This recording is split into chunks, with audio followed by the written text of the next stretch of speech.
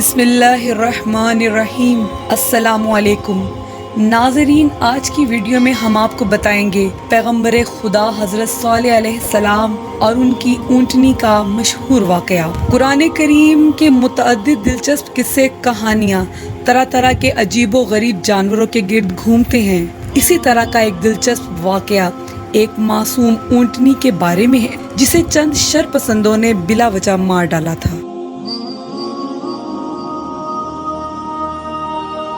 یہ سچی کہانی خدا کے پیغمبر حضرت صالح علیہ السلام کے زمانہ کی ہے۔ حضرت صالح علیہ السلام بہت نفیس انسان تھے۔ آپ کا زمانہ 2400 قبل از مسیح کا وقت ہے۔ وہ لوگ جن کی طرف آپ اللہ کے پیغمبر بنا کر بھیجے گئے تھے سمود کہلاتے ہیں۔ سمود بہت برے اور اکڑ لوگ تھے۔ وہ بت پرست تھے اور غریبوں پر ظلم و ستم کے عادی تھے۔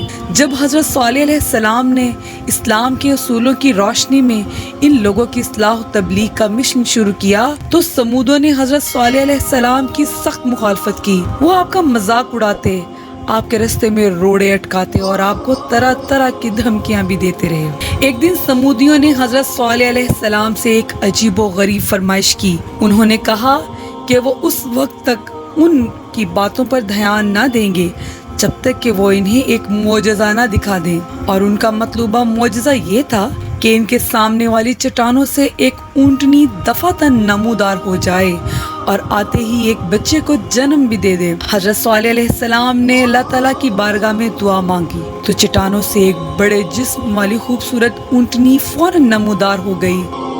اونٹنی نے سامنے آ کر ایک پیارا سا بچہ بھی دے دیا۔ معجزہ رونما اور مطالبہ پورے ہونے کے بعد چاہیے تو یہ تھا کہ وہ لوگ آپ کی رہنمائی قبول کر کے اچھے مسلمان بن جاتے، مگر وہ جاہل سمودی اپنی بری حرکتوں سے باز نہ آئے، بلکہ انہوں نے حضرت صالح علیہ السلام اور ان کی اونٹنی کے خلاف طرح طرح کی سازشیں شروع کر دی۔ حضرت صالح علیہ السلام نے انہیں کئی بار تنبیہ کی کہ اگر وہ اپنی بری حرکتوں سے باز نہ آئے یا انہوں نے اللہ تعالیٰ کی دی ہوئی اونٹنی کو کوئی نقصان پہنچایا تو ان پر اللہ تعالیٰ کا عذاب نازل ہو جائے گا۔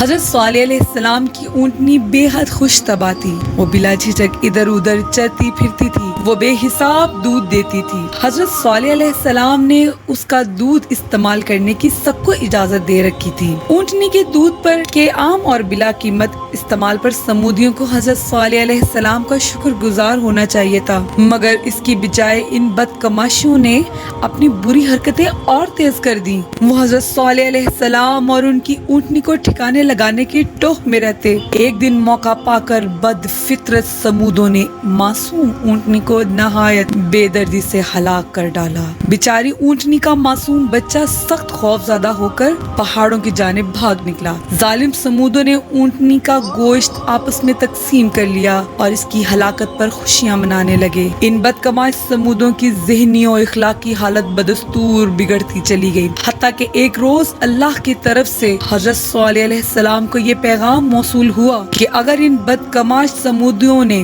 3 دن کے اندر اندر اپنی بری روش نہ بدلی تو ان پر سخت عذاب الہی نازل ہوگا۔ بے فکر سمودیوں پر اس کا بھی کوئی اثر نہ ہوا۔ وہ اپنی کرتوتوں سے باز نہ آئے اور رنگ رلیوں میں مگن رہے۔ توبہ اور اصلاح کے بجائے انہوں نے حضرت صالح علیہ السلام کے مکان پر شبخون مارنے اور انہیں سوتے میں قتل کرنے کا ایک گھناؤنا منصوبہ بھی تیار کر لیا۔ بات حد سے بڑھ چکی تھی۔ بدکماش سمودی بے لگام ہو چکے تھے۔ جب حالات سنگین صورتحال اختیار کر گئے تو سمودیوں پر عذاب الہی کا آغاز ہو گیا۔ ان کا علاقہ شدید زلزلے کی لپیٹ میں آ گیا۔ آسمان سے انتہائی کرخت آوازیں اور ہولناک گرجیں سنائی دینے لگی۔ قیامت کا سا خوفناک سما ہو گیا اور آنکھیں چھپکتے ہی سب کے سب سمودی دردناک موت کی آغوش میں چلے گئے۔